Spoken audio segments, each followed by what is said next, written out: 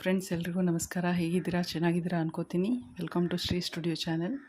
So ಇವತ್ತು ನಾನು ನಿಮಗೆ ಡಯಾಬಿಟೀಸ್ ಇರೋರು ಅನ್ನವನ್ನು ತಿನ್ನಬೇಕಾ ಅಥವಾ ಬೇಡವಾ ಅನ್ನೋ ಗೊಂದಲ ಇರುತ್ತೆ ಎಲ್ರಿಗೂ. ಸೊ ಇದು ಅನ್ನವನ್ನು ಖಂಡಿತ ತಿನ್ಬೋದು ಶುಗರ್ ಇರೋರು. ಸೊ ಇದನ್ನು ಯಾವ ರೀತಿ ತಿನ್ನಬೇಕು ಅನ್ನೋದು ಇಂಪಾರ್ಟೆಂಟ್ ಆಗುತ್ತೆ. ಇದಕ್ಕೆ ನಿಮಗೆ ಅನ್ನ ತಿನ್ಬೋದು, ಆದರೆ ಬ್ಲಡ್ಡಲ್ಲಿ ಗ್ಲೂಕೋಸ್ ಜಾಸ್ತಿ ಮಾಡಬಾರ್ದು. ಇದಕ್ಕೆ ನಾನು ನಿಮಗೆ 3 ಟ್ರಿಕ್ಸ್ ಹೇಳ್ಕೊಡ್ತೀನಿ.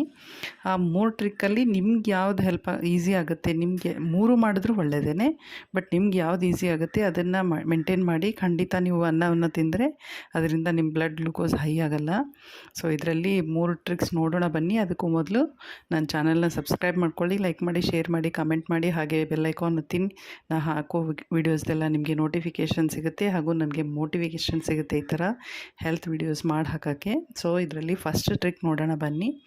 ಫಸ್ಟ್ ಟ್ರಿಕ್ ಬಂದುಬಿಟ್ಟು, ನೀವು ಇವಾಗ ಅನ್ನ ಮಾಡ್ತೀರಲ್ವ, ಅಕ್ಕಿನ 3-4 ಸರಿ ತೊಳಿಬೇಕು. ಅಂದರೆ ನಾವು ರೆಗ್ಯುಲರಾಗಿ ತೊಳಿತಾ ಇರ್ತೀವಿ 1-2 ಸರಿ, ಬಟ್ ಒಂದು 4-5 ಸರಿ ತೊಳೆಯೋದ್ರಿಂದ ಏನಾಗುತ್ತೆ ಅಂದರೆ ಅದರಲ್ಲಿರೋ ಎಕ್ಸ್ಟ್ರಾ ಸ್ಟಾರ್ಚ್ ಹೊರಟೋಗುತ್ತೆ. ಆ ಸ್ಟಾರ್ಚಿಂದನೇ ಪ್ರಾಬ್ಲಮ್ ಆಗೋದು.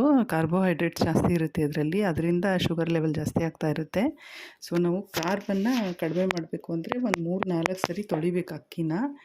ತೊಳೆದ್ಬಿಟ್ಟು ಅದನ್ನು ಅನ್ನ ಪಾತ್ರೆಯಲ್ಲಿ ಮಾಡಿದ್ರೆ ಒಳ್ಳೆಯದು. ಯೂಶ್ವಲಿ ಪಾತ್ರೆಯಲ್ಲಿ ಮಾಡಿ ಅರ್ಧ ಅನ್ನ ಆದಮೇಲೆ ಆ ಅನ್ನದಲ್ಲಿ ಏನು ನೀರು ಉಳಿದಿರುತ್ತಲ್ವ ಅದನ್ನು ಬಸಿದು ತೆಗಿಬೇಕು. ಎಲ್ಲ ನೀರನ್ನು ಬಸಿದು ತೆಗೆದ್ಬಿಟ್ಟು ಮತ್ತೆ ವಾಪಸ್ ಅದಕ್ಕೆಷ್ಟು ಅನ್ನಕ್ಕೆ ನೀರು ಬೇಕೋ ಅಷ್ಟು ನೀರನ್ನು ಹಾಕಿ ತಿರ್ಗಾ ಅನ್ನ ಮಾಡಬೇಕು. ಇದರಿಂದ ಏನಾಗುತ್ತೆ ಅಂದರೆ ಅದರಲ್ಲಿರೋ ಸ್ಟಾರ್ಚ್ ಅಂಶ, ಗಂಜಿ ಅಂಶ ಏನಿರುತ್ತಲ್ವ ಅದು ಹೊರಟೋಗುತ್ತೆ. ಅದು ಹೋದರೆ ನೀವು ಎಷ್ಟು ಅನ್ನ ತಿಂದ್ರೂ ಅದು ನಿಮಗೆ ಕಾರ್ಬೋಹೈಡ್ರೇಟ್ಸ್ ಜಾಸ್ತಿ ಮಾಡಲ್ಲ, ಅಂದರೆ ನಿಮಗೆ ಶುಗರ್ ಲೆವೆಲನ್ನು ಜಾಸ್ತಿ ಮಾಡಲ್ಲ.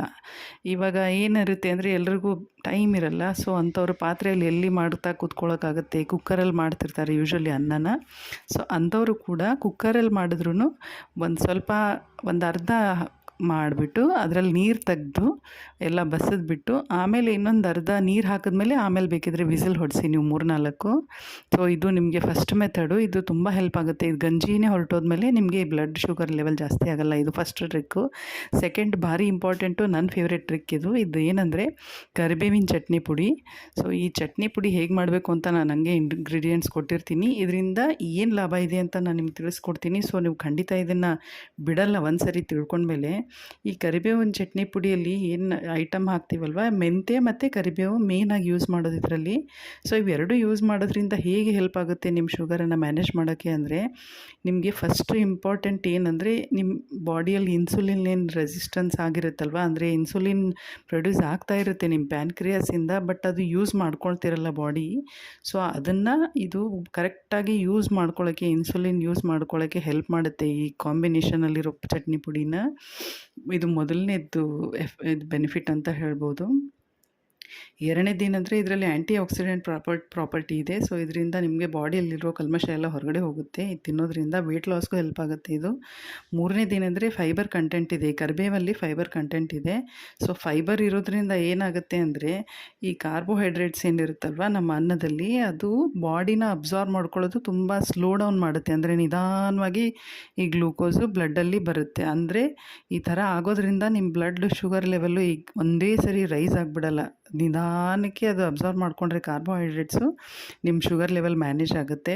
ಆಮೇಲೆ ಇದರಿಂದ ಸ್ಟ್ರೆಸ್ ಕಡಿಮೆ ಆಗುತ್ತೆ, ಆಕ್ಸಿಡೇಟಿವ್ ಸ್ಟ್ರೆಸ್ ಅಂತ ಹೇಳ್ತೀವಿ. ಸೊ ಆ ಸ್ಟ್ರೆಸ್ ಕಡಿಮೆ ಆಗುತ್ತೆ ನಿಮಗೆ. ಸೊ ಅದು ಮೇನ್ ರೀಸನ್ ಅಂತಲೇ ಹೇಳ್ಬೋದು, ಸ್ಟ್ರೆಸ್ ಯೂಶ್ವಲಿ ಶುಗರ್ ಇರೋರಿಗೆ. ಇದು ಕರಿಬೇವಿನ ಎಲೆದ ಬೆನಿಫಿಟ್. ಆದರೆ ಇನ್ನು ಮೆಂತ್ಯದ ಬೆನಿಫಿಟ್ ಏನಂದರೆ ಇದು ಗ್ಲೂಕೋಸ್ ಟಾಲರೆನ್ಸನ್ನು ಇಂಪ್ರೂವ್ ಮಾಡುತ್ತೆ. ಗ್ಲೂಕೋಸ್ ಟಾಲರೆನ್ಸ್ ಅಂದರೆ ಈ ನಮ್ಮ ಬಾಡಿಯಲ್ಲಿ ಏನು ಗ್ಲೂಕೋಸ್ ಜನ್ರೇಟ್ ಆಗ್ತಾ ಇರುತ್ತಲ್ವ ನಾವು ಊಟ ಮಾಡೋದ್ರಿಂದ, ಇದನ್ನು ಬಾಡಿ ಯಾವ ಥರ ಉಪಯೋಗಿಸ್ಕೋಬೇಕು, ಯಾವ ಥರ ಮೇಂಟೈನ್ ಮಾಡಬೇಕು ಅನ್ನೋದನ್ನು ಡೈರೆಕ್ಷನ್ ಮಾಡುತ್ತೆ ಈ ಥರ ಫುಡ್ ತಿನ್ನೋದ್ರಿಂದ. ಸೊ ಅದು ಕರೆಕ್ಟಾಗಿ ಮೇಂಟೈನ್ ಆಗುತ್ತೆ. ಗ್ಲೂಕೋಸ್ ಕರೆಕ್ಟಾಗಿ ಮೇಂಟೈನ್ ಆದರೆ ಯೂಶ್ವಲಿ ಶುಗರ್ ರೈಸ್ ಆಗೋದೇ ಇಲ್ಲ. ಅದು ಕರೆಕ್ಟಾಗಿ ಮೇಂಟೈನ್ ಆಗದೆ ಅಲ್ಲಲ್ಲೇ ಕೂತ್ಕೊಂಡಾಗನೇ ಇದು ಪ್ರಾಬ್ಲಮ್ ಆಗೋದು ಡಯಾಬಿಟೀಸು. ಸೊ ಇದು ಫಸ್ಟು ಬೆನಿಫಿಟ್ಟು. ಸೆಕೆಂಡ್ ಏನಂದರೆ ಖಂಡಿತ ಇದು ಬ್ಲಡ್ ಶುಗರ್ ಲೆವೆಲ್ನ ಕಡಿಮೆ ಮಾಡುತ್ತೆ. ಯಾಕಂದರೆ ಇದರಲ್ಲಿ ಕಹಿ ಅಂಶವೂ ಇದೆ, ಹಾಗೆ ಇದರಲ್ಲಿ ಫೈಬರ್ ಇದೆ. ಫೈಬರ್ ಎಲ್ಲೆಲ್ಲಿರುತ್ತೆ ಅಲ್ಲೆಲ್ಲನೂ ಶುಗರ್ ಕಡಿಮೆನೇ ಇರುತ್ತೆ. ಫೈಬರ್ ಮತ್ತು ಪ್ರೋಟೀನ್ ಕಾಂಬಿನೇಷನ್ ನಾವು ತಿಂದಾಗ ನಮ್ಗೆ ಖಂಡಿತ ಶುಗರ್ ರೈಸ್ ಆಗೋಲ್ಲ. ಇದು ಎರಡನೇ ಬೆನಿಫಿಟ್ಟು. ಮೂರನೇದೇನೆಂದರೆ ಕೊಲೆಸ್ಟ್ರಾಲ್ ಕಡಿಮೆ ಆಗುತ್ತೆ, ಇದರಿಂದ ಕೊಲೆಸ್ಟ್ರಾಲ್ ಕಂಟ್ರೋಲ್ ಆಗುತ್ತೆ. ಸೊ ಕೊಲೆಸ್ಟ್ರಾಲ್ ವೇಟ್ ಇರೋರಿಗೆ ಯೂಶ್ವಲಿ ಬಂದಿರುತ್ತೆ ಶುಗರು. ಸೊ ವೇಟ್ ಇರೋರ್ಗು ಇದು ಭಾರಿ ಹೆಲ್ಪ್ ಮಾಡುತ್ತೆ ಈ ಚಟ್ನಿ ಪುಡಿ. ಸೊ ಇದನ್ನು ಖಂಡಿತ ಮಿಸ್ ಮಾಡಬೇಡಿ. ಇನ್ನೊಂದು ಮೇನ್ ಇಂಪಾರ್ಟೆಂಟ್ ಏನಂದರೆ, ಈ ಚಿಕಾಗೋ ಯೂನಿವರ್ಸಿಟಿಯವರು ಒಂದು ರಿಸರ್ಚ್ ಮಾಡಿದ್ದಾರೆ. ಆ ರಿಸರ್ಚಲ್ಲಿ ಈ ಕರಿಬೇವು ಮತ್ತು ಮೆಂತ್ಯವನ್ನು ಕಾಂಬಿನೇಷನ್ ಮಾಡಿಬಿಟ್ಟು ಡಯಾಬಿಟೀಸ್ ಪೇಷಂಟ್ಸ್ಗೆ ತಿನ್ನಿಸಿದ್ದಾರೆ. ಸೊ ಇದು ತಿನ್ಸಿದ ಮೇಲೆ ಇದ್ರ ರಿಸಲ್ಟ್ ಹೆಂಗೆ ಬಂದಿದೆ ಅಂದರೆ 45% ಅವ್ರದ್ದು ಬ್ಲಡ್ ಶುಗರ್ ಲೆವೆಲ್ ಕಡಿಮೆ ಆಗಿತ್ತಂತೆ. ನೋಡಿ, ಎಷ್ಟು ನಮ್ಮ ಅಡುಗೆ ಮನೆಯಲ್ಲಿ ಎಷ್ಟೊಂದು ಉಪಯೋಗ ಆಗುವಂಥದ್ದಿದೆ. ಇದನ್ನು ಫಾರಿನರ್ಸ್ ಎಲ್ಲ ರಿಸರ್ಚ್ ಮಾಡಿ ಹೇಳಬೇಕಾ ನಮಗೆ? ನಮ್ಮ ಮನೆಯಲ್ಲೇ ಇರೋದು, ನಮ್ಮ ಅಡುಗೆ ಮನೆಯಲ್ಲಿರೋದು ತೊಗೊಂಡು ನಾವು ಖಂಡಿತ ಅದನ್ನು ಬೆನಿಫಿಟ್ ಮಾಡ್ಕೊಳ್ಳೋಣ. ಸೊ ಇದು ಸೆಕೆಂಡ್ ಒನ್ ಮಾತ್ರ ಖಂಡಿತ ಸ್ಕಿಪ್ ಮಾಡಬೇಡಿ. ಈ ಚಟ್ನಿ ಪುಡಿ ಮಾಡಿ ಇಟ್ಕೊಂಡ್ಬಿಡಿ ಒಂದೇ ಸಾರಿ. ಸೊ ನೀವು ಯಾವಾಗ ಬೇಕಾದರೂ ಇದನ್ನು ಯೂಸ್ ಮಾಡ್ಕೋಬೋದು. ಯಾವಾಗ ಊಟ ಮಾಡ್ತೀರಾ ಅನ್ನ, ಅದ್ರ ಮೇಲೆ 1 ಸ್ಪೂನ್ ಈ ಚಟ್ನಿ ಪುಡಿ ಹಾಕ್ಕೊಂಡ್ರೆ ಸಾಕು. ನೀವು ತಿಂದಿರೋ ಅನ್ನದ್ದು ಸೈಡ್ ಎಫೆಕ್ಟ್ ಆಗೋಲ್ಲ, ಈ ಸ್ಪೆಷಲಿ ಶುಗರ್ ಇರೋರಿಗೆ. ಸೊ ಇದು ಸೆಕೆಂಡ್ ಮೆಥಡ್ ಅಂತ ಹೇಳ್ತೀನಿ. ಇನ್ನು ಮೂರನೇದೇನೆಂದರೆ, ಯೂಶ್ವಲಿ ನೀವು ಮಾಡ್ತೀರಾ ಇದನ್ನು ಎಲ್ಲರೂ, ಬಟ್ ಒಂದು ಸ್ವಲ್ಪ ಸ್ಟ್ರೆಸ್ ಮಾಡಿ ಹೇಳ್ತೀನಿ ಇದನ್ನು. ಅನ್ನಕ್ಕೆ ನೀವು ಸಾಂಬಾರು ಮಾಡ್ತೀರಲ್ವ, ಆ ಸಾಂಬಾರಲ್ಲಿ ಸೊಪ್ಪು ತರಕಾರಿ ಜಾಸ್ತಿ ಹಾಕಿ. ಆಮೇಲೆ ಪ್ಲೇನ್ ಅನ್ನ ಊಟ ಮಾಡೋ ಬದಲು ಈ ಬಿರಿಯಾನಿ, ಆಮೇಲೆ ಇದು ಪಲಾವ್ ಏನಂತೀವಲ್ವ, ಈ ಥರ ಮಾಡ್ಕೊಳ್ತೀನಿ. ಯಾಕೆ ಈ ಥರ ಮಾಡಬೇಕು ಅಂದರೆ, ಯಾವಾಗಲೂ ಕಾರ್ಬೋಹೈಡ್ರೇಟ್ಗೆ ಫೈಬರಿಂದ ಡಾಮಿನೇಟ್ ಮಾಡಿದ್ರೆ ಅದು ನಿಮ್ಮ ಬ್ಲಡ್ಡಲ್ಲಿರೋ ಶುಗರನ್ನು ಜಾಸ್ತಿ ಮಾಡಲ್ಲ. ಏನು ಈ ಥರ ಅಂದರೆ ಕಾರ್ಬೋಹೈಡ್ರೇಟ್ ಅಂದರೆ ಅನ್ನವನ್ನು ಕಡಿಮೆ ಪ್ರಮಾಣದಲ್ಲಿ ತೊಗೊಂಡು ತರಕಾರಿಗಳನ್ನು ಜಾಸ್ತಿ ತೊಗೊಳ್ಳೋದು, ಇದು ಡಾಮಿನೇಷನ್ ಅಂತಾರೆ. ಸೊ ನೀವು ಈ ಥರ ಫೈಬರು, ಆಮೇಲೆ ಬೇಳೆಕಾಳುಗಳೆಲ್ಲ ಪ್ರೋಟೀನ್. ಸೊ ಈ ಪ್ರೋಟೀನ್ ಮತ್ತು ಫೈಬರಿಂದ ಕಾರ್ಬೋಹೈಡ್ರೇಟನ್ನು ಡಾಮಿನೇಟ್ ಮಾಡಿ ಊಟ ಮಾಡಿದ್ರೆ ನಿಮ್ಮ ಬ್ಲಡ್ಡಲ್ಲಿ ಖಂಡಿತ ಶುಗರ್ ಲೆವೆಲ್ ಜಾಸ್ತಿ ಆಗೋಲ್ಲ. ಸೊ ಪ್ಲೇನ್ ರೈಸು ತಿನ್ನೋ ಬದಲು ಈ ಥರ ತರಕಾರಿ ರೈಸು, ವೆಜ್ ಪಲಾವು ಈ ಥರ ಮಾಡಿಕೊಂಡು ಸಾಂಬಾರಲ್ಲಿ ತರಕಾರಿ ಜಾಸ್ತಿ ಹಾಕ್ಕೊಂಡು ಸೊಪ್ಪೆಲ್ಲ ಜಾಸ್ತಿ ಹಾಕ್ಕೊಂಡು ತಿನ್ನೋದ್ರಿಂದ ಖಂಡಿತ ನಿಮ್ಮ ಶುಗರ್ ರೈಸ್ ಆಗೋಲ್ಲ. ಇದು ಏನಂದರೆ, ಶುಗರು ಕೊನೆವರೆಗೂ ಇರುತ್ತೆ ಜೊತೆಗೆ. ಆಮೇಲೆ ಅನ್ನನೂ ದಿನ ತಿನ್ನಬೇಕು, ಯಾಕಂದರೆ ಅದು ಚಿಕ್ಕಂದಿಂದ ತಿನ್ಕೊಂಡು ಬಂದಿರ್ತೀವಿ, ಬಿಡೋಕ್ಕೂ ಆಗೋಲ್ಲ. ಸೊ ಇದು ಎರಡೂ ಮೇಂಟೈನ್ ಆಗಬೇಕಂದ್ರೆ ಅದಕ್ಕೆ ಟ್ರಿಕ್ ಯೂಸ್ ಮಾಡಿ ನೀವು ತಿಂದಾಗ ನಿಮ್ಮ ಆರೋಗ್ಯನೂ ಚೆನ್ನಾಗಿರುತ್ತೆ, ನಿಮಗೂ ಊಟ ಮಾಡಿರೋ ತೃಪ್ತಿ ಇರುತ್ತೆ. ಸೊ ಈ ಥರ ಚಿಕ್ಕ ಪುಟ್ಟದೇ ಮನೆಯಲ್ಲಿರೋದು ಟ್ರಿಕ್ಸ್ ಮಾಡ್ಕೊಳ್ಳಿ, ಖಂಡಿತ ಎಫೆಕ್ಟಿವ್ ಆಗಿದೆ ಇದು 3 ಟ್ರಿಕ್ಸು. ಇದರಲ್ಲಿ 3ರಲ್ಲಿ 2ನೇದು ಮಾತ್ರ ಖಂಡಿತ ಮಿಸ್ ಮಾಡಬೇಡಿ. ಫಸ್ಟ್ ಮತ್ತು ಲಾಸ್ಟ್ ಯೂಶ್ವಲಿ ಮಾಡ್ತಿರ್ತಾರೆ ಎಲ್ಲರೂ, ಪಲಾವ್ ಮಾಡೋದು, ಸಾಂಬಾರು ಮಾಡೋದು ಮಾಡ್ತಿರ್ತಾರೆ ಯೂಶ್ವಲಿ.